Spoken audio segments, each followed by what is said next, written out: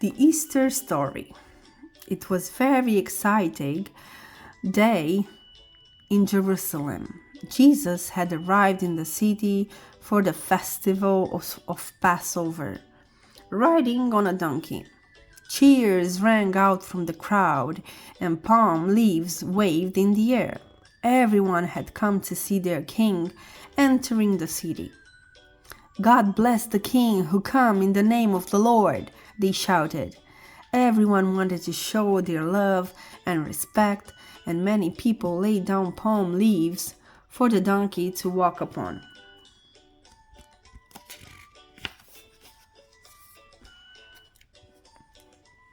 Jesus went straight to the city's temple, where he got a terrible shock. In the courtyard, people were buying goods, changing money, and selling animals. It was noisy and smelly. The air was filled with the shouts of the sellers and the cries of animals. Jesus felt very angry. "The house of God is meant for prayer," he roared, "but you have turned it into a place of greed."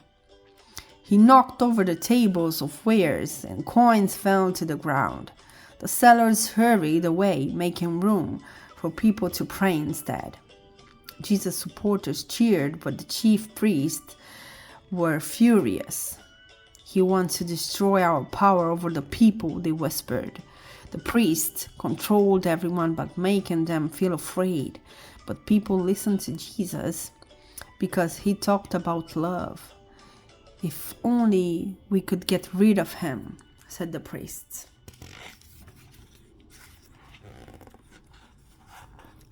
6 days before the festival of Passover, Jesus and his disciples went to stay with some friends. While they sat around the table to eat, a woman opened a jar of expensive perfume oil. Then the woman began to rub the oil on Jesus' head. "You could have sold that and give the money to the poor," snapped Judah, one of the Jesus' disciples. "Leave her alone, Judah," said Jesus. "She is just being kind." Judah felt angry with Jesus, and this soon turned him bitter and evil. He knew that the chief priests didn't like Jesus, and he decided to help them get rid of him. So 2 days before Passover, Judah met with the priests and agreed to lead them to Jesus when he was alone. "I will kiss Jesus to show the guards who to arrest," he told the priest. In return, the priest promised to pay Judah 30 pieces of silver.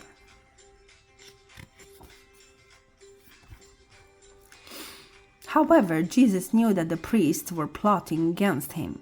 He also knew that it was all part of God's plan and that he would soon leave the world to join his Father in heaven. But he still felt sad when he thought about what was going to happen. The evening before Passover, Jesus took some water and kneeled in front of each of his disciples in turn. He gently washed their feet and dried them on a towel. "Lord, you should not wash our feet," said the disciples. "You are too important." "No one is more important than anyone else," Jesus said. "Even though I am your teacher, we are all equal because we are all God's children."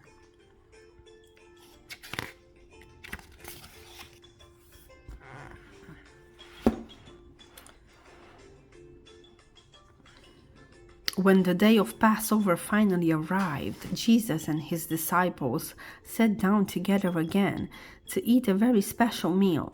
"Soon, one of you will betray me," Jesus told them. The disciples were shocked, all except Judah. Who will it be?" they asked. But Jesus would not say, and none of them noticed Judah's looking guilty. Jesus blessed the bread by saying a prayer, then broke it into pieces and handed it to his disciples. "This bread is like my body, which will be broken," he said. "Please eat it." To show they were part of God's family, he blessed the wine and passed the cup around so they could all drink from it. This wine is like my blood, which will be spilled for many people, he said. Please drink it. And they ate and drank. Jesus watched his disciple with sadness in his heart. Eat and drink to remember me, he said. We won't have another meal together until we are in God's kingdom. There was a quiet garden called Gethsemane, where Jesus liked to pray. After the meal, he took Peter, James, and John there to pray with him. While they rested, Jesus fell to his knees. He knew that the priests were coming for him, and he felt afraid. Father, I know what needs to happen, but it's going to be very hard, he said. Please help me. Jesus spoke to God for a long time, and his disciples fell asleep. Soon Judas entered the garden, followed by men armed with swords and fiery torches. Rise, called Jesus. Here comes the traitor. Peter, James, and John rose quickly, but it was too late. Judas walked up to Jesus and kissed his cheek. It was his signal to the guards that this was the man they should arrest. The guards grabbed Jesus by the arms and held him tightly. Peter wanted to fight, but Jesus stopped him. My Father in heaven will protect me, he said.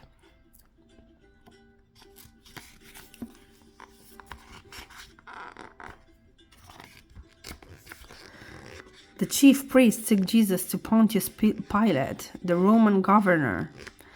The Romans were in charge of Jerusalem, so it was Pilate's job to decide what would happen to prisoners. Pilate questioned Jesus, trying to find out if he was an enemy of Rome. Pilate knew that the chief priest wanted Jesus dead, but he believed Jesus was harmless.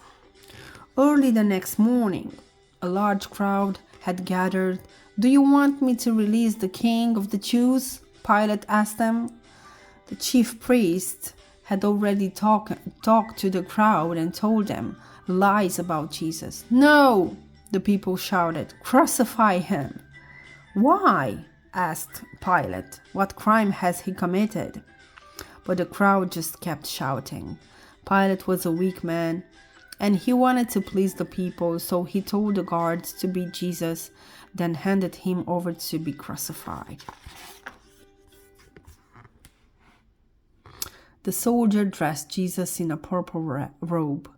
Purple was the color that kings wore, and they wanted to make fun of him as they believed he'd only pretended to be a king. They even twisted together some thorns to make a crown. Hail, King of the Jews!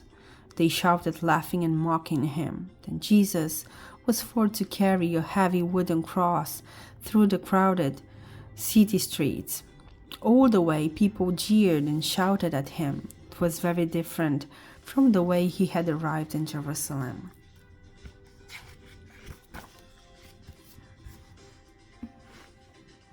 At 9 o'clock in the morning, the soldiers nailed Jesus to the cross. Father, forgive them, whispered Jesus. They don't understand what they are doing.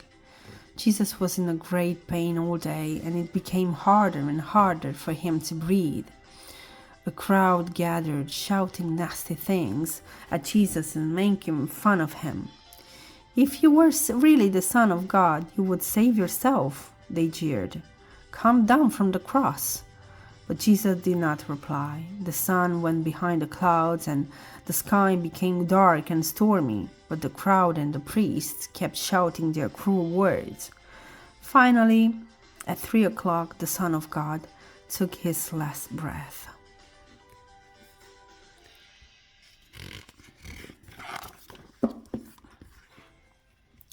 Later that day, a Roman named Joseph took down Jesus' body from the cross, wrapped it in linen, and placed it in a tomb. Then he rolled a large, heavy stone over the entrance. Early the next morning, Mary Magdalene, one of Jesus' friends, came to visit the tomb. To her amazement, she found that the large stone had been rolled away. Mary stepped into the dark tomb and saw that Jesus' body was gone. All that was left were the strips of linen he had been wrapped in. "He's not here," said a voice. Mary turned around and saw a man dressed all in white. She didn't realize that he was an angel, and she gasped in fear. "Do not be afraid," he said. "Jesus has risen. Go and tell his disciples." Trembling with shock and overcome with happiness, Mary fled from the tomb and ran to find Peter and John. At first, Peter and John did not believe Mary's stories. They followed her to the tomb and ran inside. "Someone has stolen the body," they cried. "Who could have done such a thing?" They went to tell the other disciples what had happened, but Mary stayed behind. "What shall I do?" she cried, tears running down her face. She was afraid to be there alone, but she did not want to go home either.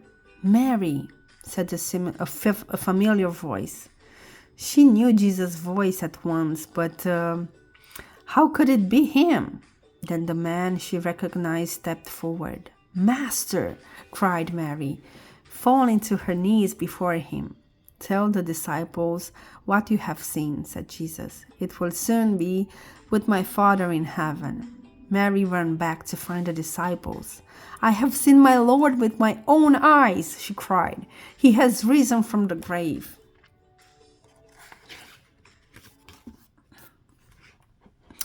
Over the next 40 days, Jesus appeared many times to his disciples. On the Mount of Olives near Jerusalem, he spoke to them one last time. "It is time for me to return to my Father in heaven," he said. "Everything has happened just as he said it would, but I will always be with you." The sun burst out from behind the clouds. As golden beams of light dazzled them, the disciples watched Jesus rise up to heaven. Then 2 angels appeared dressed in shimmering white. "Jesus will come back to you," they promised. The disciples shared smiles of love and happiness. They knew that they would keep his words alive until Jesus returned, and they promised to spread his message of love throughout the world.